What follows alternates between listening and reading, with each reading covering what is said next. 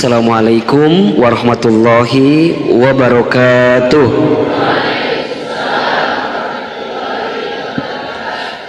Alhamdulillahi rabbil alamin.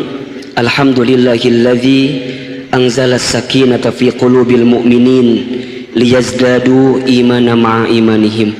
Ashhadu an la ilaha illallah wahdahu la syarikalah wa ashhadu anna Muhammadan abduhu wa rasuluh.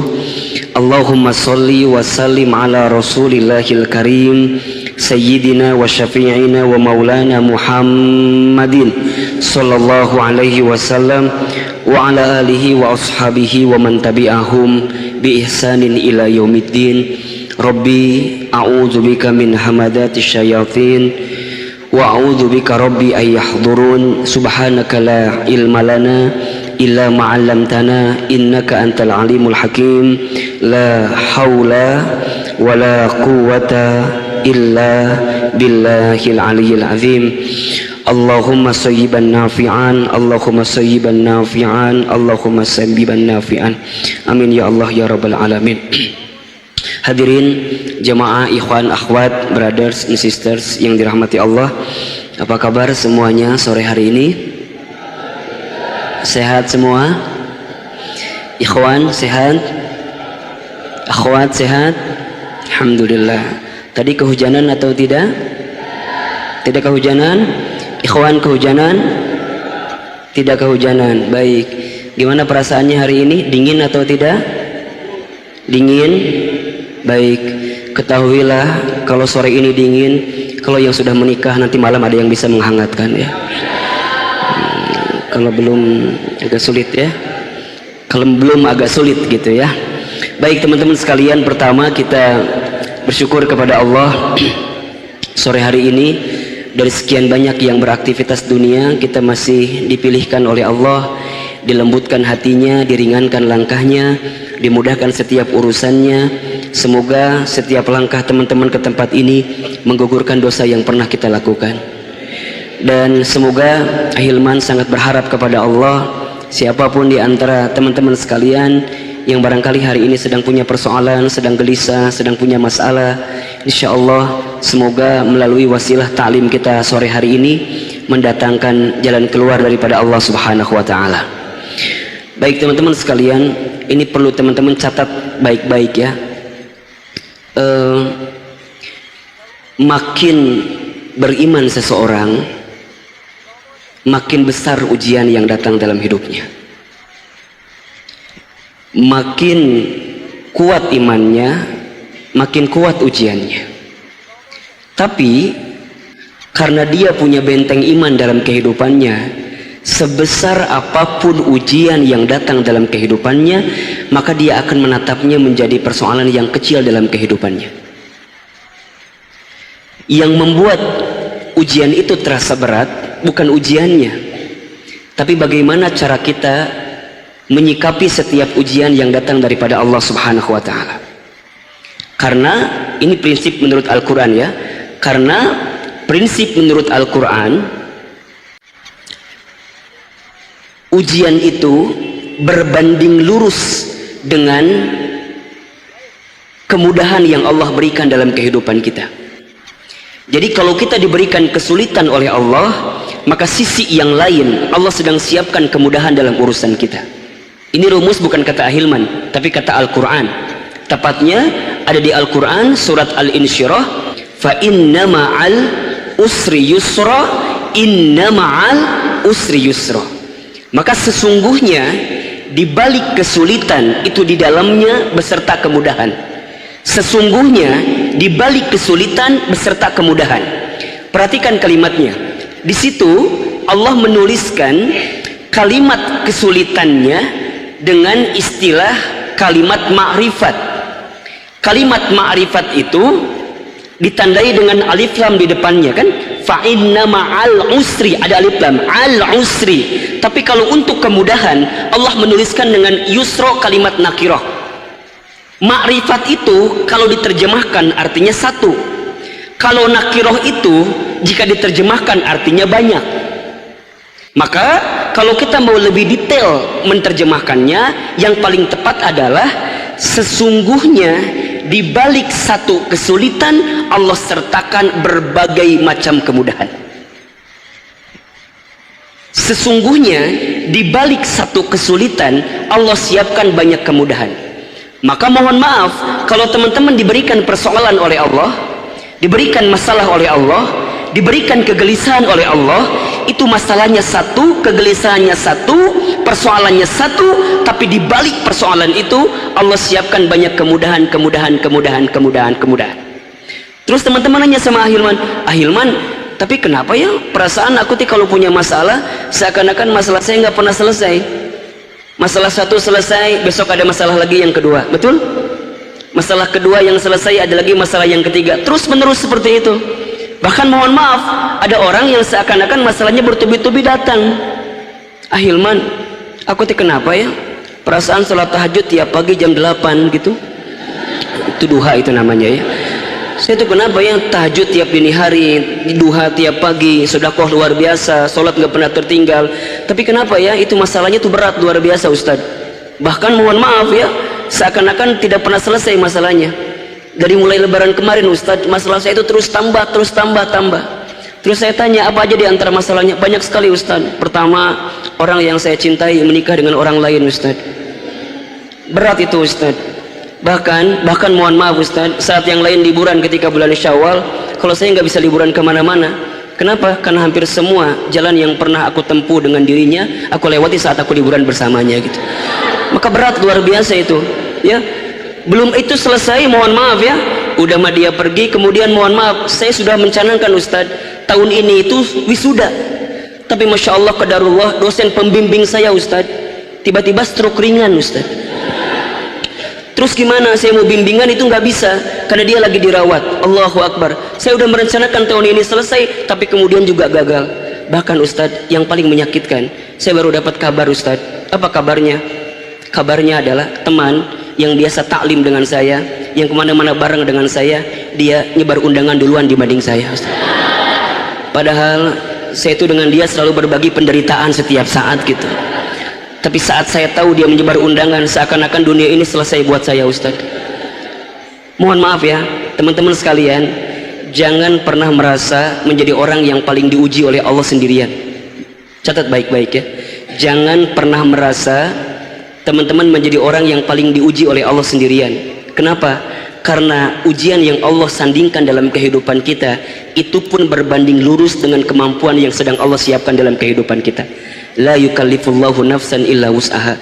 Tidak akan pernah Allah memberikan beban kepada manusia kecuali sesuai dengan kemampuannya. Allah itu nggak akan ketukar ngasih ujian sama kita, nggak akan ketukar. Tolong ya, kenapa ini Ahilman menjadi prolog di ta'lim Ahilman? Karena mohon maaf banyak sekali orang yang nge-DM Ahilman kemudian cerita persoalannya panjang luar biasa. Ada yang bilang dari admin Ahilman, Ustaz ini ada yang bla bla bla bla bla bla. Saya sampaikan di sini, ujian itu berbanding lurus dengan jalan keluar. Ujian berbanding lurus dengan kemampuan.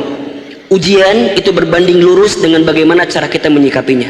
Maka kalau teman-teman diuji dengan rentetan ujian oleh Allah Subhanahu wa taala, maka pesannya adalah di balik itu Allah sedang titipkan kemampuan oleh teman-teman sekalian untuk bisa menyikapi ujian itu.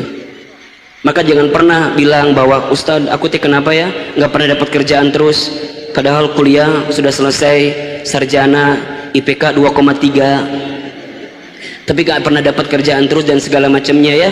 Mohon maaf ya teman-teman, jangan salahkan ujiannya, tapi bagaimana cara teman-teman menyikapi ujian itu. Alladzi khalaqal mauta wal hayata liyabluwakum ayyukum ahsanu amala wa huwal azizul ghafur.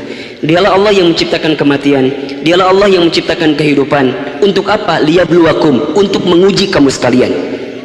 Yang Allah uji bukan ujiannya, yang Allah uji bukan masalahnya, tapi ayyukum ahsanu amala, siapa yang paling hebat di antara kamu sekalian menyikapi setiap ujian yang Allah datangkan dalam kehidupan. Maka kalau teman-teman ikut ujian nggak lulus ujian, jangan salahkan soalnya, tapi salahkan apa? Jawaban teman-teman terhadap ujian itu. Nggak akan pernah ada soal yang salah. Yang salah itu apa? Jawaban. Karena nggak mungkin soal SMP itu diberikan kepada anak SD, nggak mungkin juga anak SD itu dikasih soal anak SMA. Ukurannya pasti sama. ukurannya pasti sama. Maka mohon maaf ya, ini kan kelihatan dari wajahnya hampir sama semua nih, wajah banyak masalah semua gitu ya, mohon maaf ya. Maka mohon maaf ya, serumit apapun, sesulit apapun ujian kita, sikapi dengan baik, sikapi dengan positif.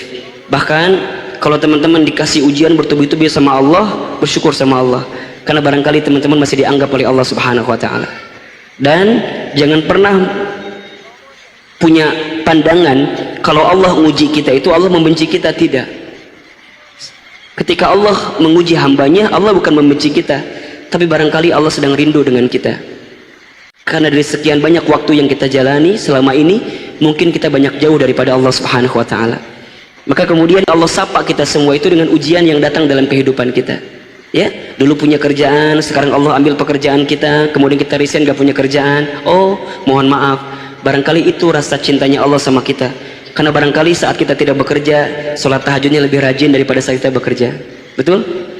Dulu misalnya kita bersama kemana-mana bersama dengan calon kita yang gak jadi nikah itu sama kita itu, yang kemudian gak jadi, tapi kemudian tiba-tiba tidak ada ombak, tidak ada hujan, tidak ada petir, tiba-tiba putus begitu saja. Bersyukur, bersyukur.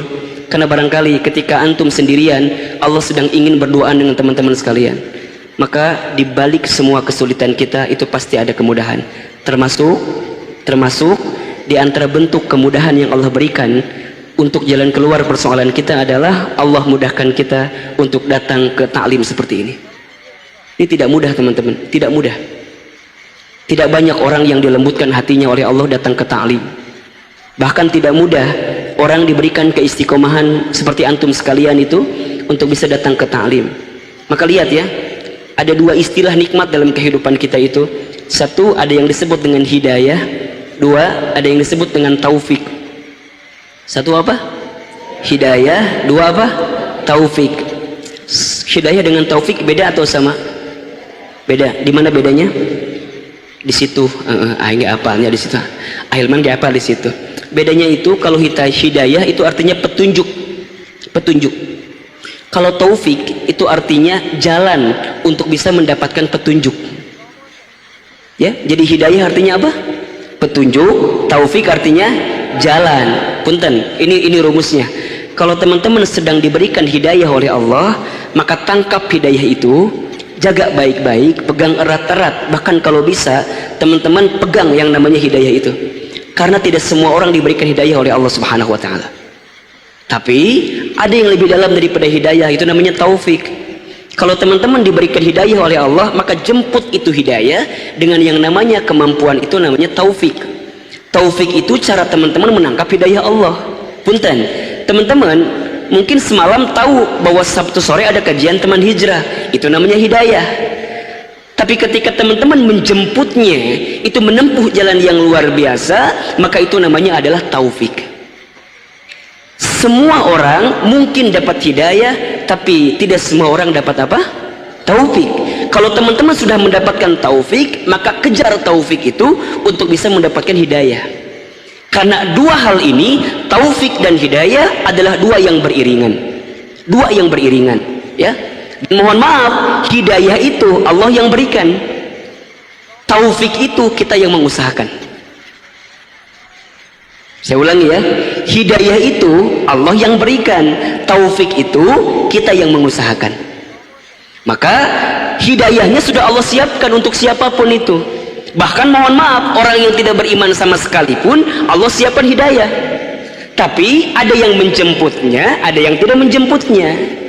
Maka kalau mohon maaf ya, di luar sana ada orang yang belum masuk menjadi orang beriman, jangan bilang belum dapat hidayah. Hidayahnya ada, tapi dia belum bisa menjemput hidayahnya.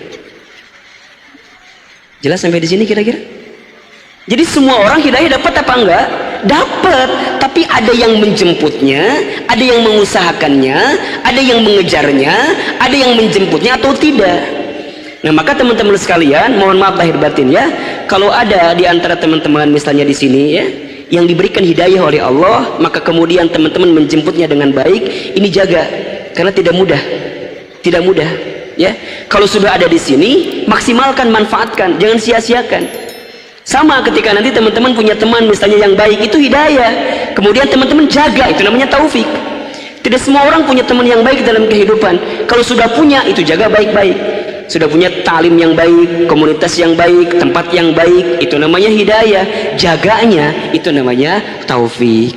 Kalau teman-teman di luar sana, mungkin masih ada teman kita, ya, teman kita yang belum mau ikut bersama dengan kita, jangan bilang belum dapat hidayah, tapi barangkali mereka semua belum ditunjukkan bagaimana menjemput hidayah daripada Allah Subhanahu wa Ta'ala.